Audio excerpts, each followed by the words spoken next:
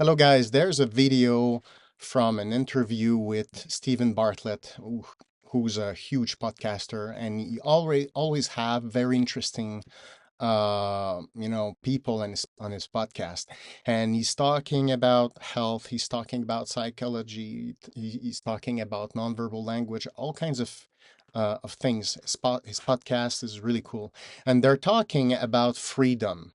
So let's see what they have to say, and I'm going to complete with other information. Why does discipline equal freedom? Because the more discipline you have in your life, the more freedom you will end up with. So if you lack the discipline to exercise and eat healthy, you will end up being a slave to disease. If you lack the discipline to work hard, save your money, you will end up a slave to finances. If you lack the discipline to manage your time correctly, you will end up with no free time. If you have self-discipline, if you have the discipline to save your money and work hard and invest your money properly, if you have the discipline to manage your time correctly and not waste a bunch of time, if you have the discipline to exercise and eat healthy, you will end up with freedom. I know it's a counterintuitive. All right, so a couple of things. First, I really like this guy in general. He's very inspiring, and but technically there are things that I don't like. Okay, there are some ideas and some principles that are spread out on the internet, but what I don't like about them is just that the way they're said, the way they're explained, it's not really doable. First of all, I don't think we should focus on happiness and freedom. I don't think it's a good goal. So the goal is quite the opposite. The goal is to determine in what you want to be engaged. So freedom is not the goal, never. Freedom is not correlated with anything like happiness, which is another construct that we don't really know what it is. It's a feeling that is very vague, and it's not something that I suggest you to work on. However, you can work on something more powerful. It's called meaning. When you get up and you're pursuing a goal that you like, and there's a plan to do it, to achieve it, to go from one step to the other on a daily basis, you are not free. You have chosen to what you will be engaged. This is the only possibility that will lead to a positive life, fulfilling life. Freedom, it's a very dangerous concept because it goes the opposite of engagement. But as he says, if you are disciplined to do something, you will be free from.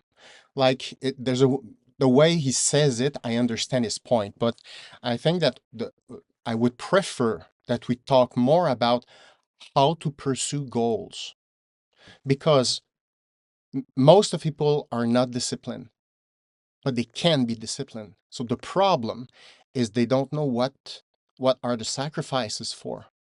So you cannot be disciplined if it's not 100% clear the goals that you're pursuing. It's the only way that you can separate what is less important and what is more important. So the discipline and perseverance is a consequence of a constant selection of opportunity. So you have a goal in long term. You need to work for it because this is how it works. All good things takes time, and you need to build them. And you need to resist to interference, opportunities that are most of the time high in dopamine and will lower anxiety. So you need to resist to these kind of candy. But in a way, how to do that, you need to aim very precise and important goals. So it's like in a video like this, there's something missing. It's like discipline, you're not going to be a slave. I would prefer to say you will be a slave to something that is meaningful, and that's the life you want. You don't want freedom. Freedom is a logic of avoidance of responsibility. So selling freedom and selling happiness, it's quite dangerous today. And I don't suggest it. What I suggest is you develop the skills to imagine goals that are as much intrinsically motivated as possible. And then you design a plan that you implement in your daily schedule and you do it. So this way, you are not free. It's just that you have taken all your resources, your priorities, your time to devote yourself into a specific engagement that will create growth, positive emotions, success, learning curves, and new opportunities. So this is what you want. It is not freedom. Like in a way, what he's saying is that free from any specific he says specific thing. I understand just the way it's verbalized, but the general problem is the use of freedom. And also, most of people are not disciplined because discipline is organized by the fifth trait of personality that is called conscientiousness. If you are low on conscientiousness, it's very hard for you to be disciplined. And at the opposite, if you're, let's say, 90th percentile on conscientiousness, it's kind of more embedded in your genes to get organized, to have plans, to have goals, to not be late, to do the things that that should have done. So conscientiousness is the second best predictor of success in life, to achieving things. This is what we should talk about: organization processes, conscientiousness, goal configuration, and after you can implement it in your daily schedule. So like slave freedom, I don't think it's the best angle for people to understand how it works. But I like these guys. Doesn't change anything for that.